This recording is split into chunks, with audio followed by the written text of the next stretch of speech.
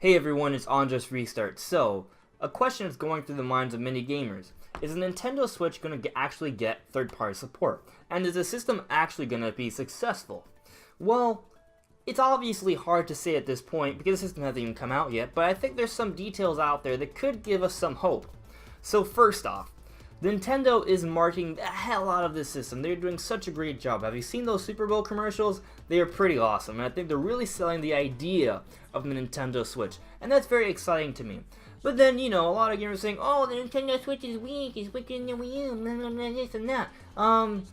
Okay, I understand what they're saying, even though I'm kind of making fun of them right now. I understand it, because Nintendo, in the last, decade or two, has not had good third-party support. They've had a good environment with third-party support before. Look at the Super Nintendo, but historically speaking, for the most part, they haven't.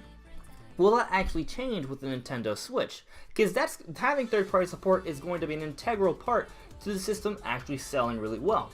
Now, we know that the system's going to get a lot of kick-ass Nintendo games. I mean, it's launching with Zelda, and that thing's exciting. Super Mario's coming. We're getting a Xenoblade game. We're getting a Mario Kart game. We're getting a Splatoon game. And I'm pretty sure Smash and Mario and Pokemon are going to be announced at E3 as well. So there's a lot of good games coming this year from Nintendo. And in terms of indie games, there's a lot of indie games getting announced for the system as well. And the system's looking to be like a good go-to system for indie games. It's going to be great. Over 100 games have already been confirmed for the system. But will the system get third-party support? Will it be able to get a lot of the same games that are coming on PS4 and Xbox One? That remains to be seen, and it is a cause for concern that we haven't seen that much announced yet.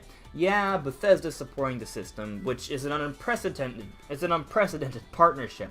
Bethesda has never supported Nintendo. The only two games Bethesda's ever made for Nintendo are all the way back on the NES, and that was in the 80s, and those weren't even big games.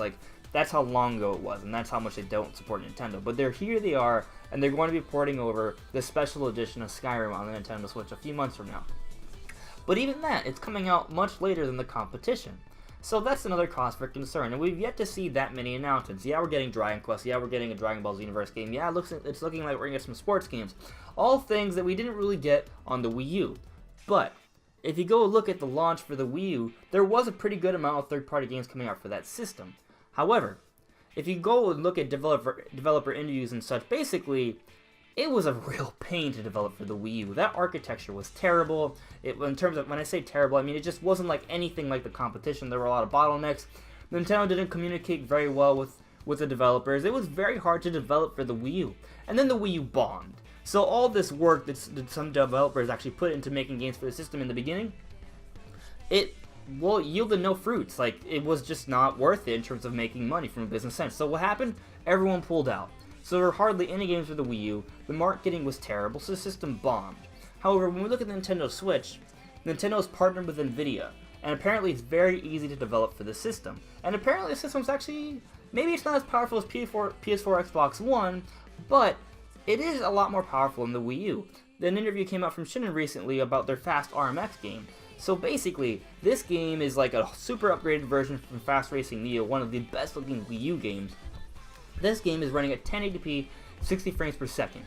It only ran at 720p 60 frames per second on the Wii U. However, this version has a lot more components, a lot more details, so that 1080p 60 frames per second is pushing a lot more. And during split screen multiplayer, the Wii U game could only run at 30 frames per second at 720p, while this version, with all the extra bells and whistles they've added to the visuals, is running at 1080p 60 frames per second, consistently, even with 4 people playing on the same television, which is quite a jump, and they haven't had that much time with the system.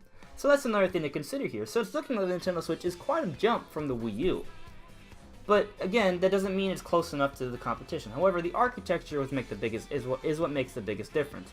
And in this day and age, most games are developed ground up for PC, and when a game is developed for PC, it's very, very scalable. That's why most PC games can go from super high, very max settings to very low detail settings, and there's quite a disparity there.